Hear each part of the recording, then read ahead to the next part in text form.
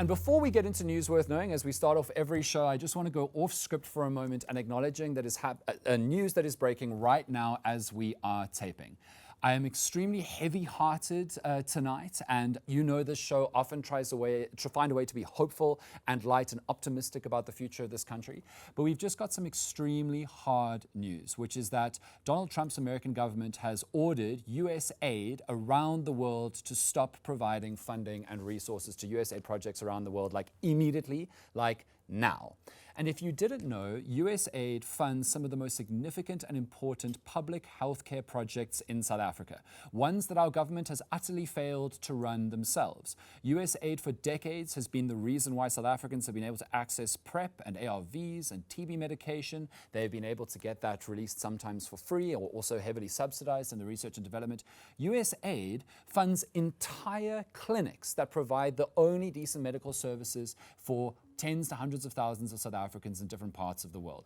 And you know, I usually have jokes. There are no jokes this time. This is awful, awful news. And it's happened today. It's happened right now. A directive has been released saying that all USAID activity, including funding, needs to stop now.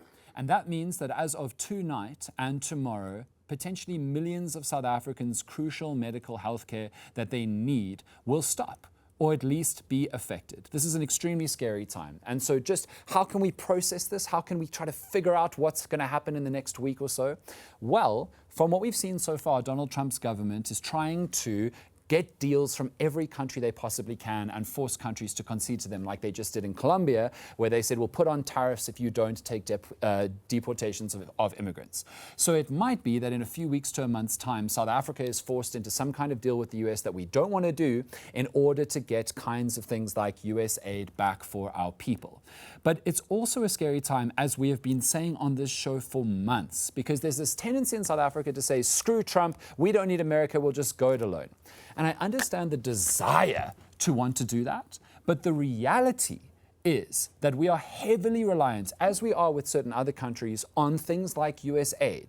And no USAID means meaningfully no healthcare, crucial, life-saving chronic medication and others for South Africans now, right now. And what terrifies me, as again we have been warning on this show for months to years, is that Trump's government has a specific vendetta with South Africa. Fox News ran stories about the Expropriation Act. They've been angry about our involvement in BRICS. They've been angry about our involvement with Russia. They've been furious about our ICJ case on behalf of Palestine to stop genocidal activity by Israel in Gaza and other areas.